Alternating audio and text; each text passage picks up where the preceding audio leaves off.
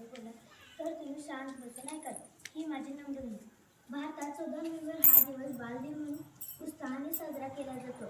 बालदिन हा दिवस पहिले पंतप्रधान पंडित जवाहरलाल नेहरू यांचा जन्मदिन म्हणून साजरा केला जातो. पंडित जवाहरलाल नेहरू यांना लहान मुले फार आवडत असत. मुले त्यांना प्रेमाने चाचा नेहरू म्हणत. पंडित जवाहरलाल नेहरू म्हणत की आजची मुले उद्याच भारत घडवतील. पंडित जवाहरलाल नेहरू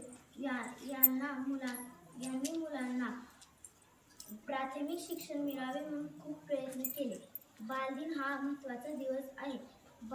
या दिवशी प्रत्येक शाळेत प्रश्नमंजुषा, भाषण, वादविवाद, क्रीडा स्पर्धा, नृत्य, गायन इत्यादी कार्यक्रम आयोजित केले जातात.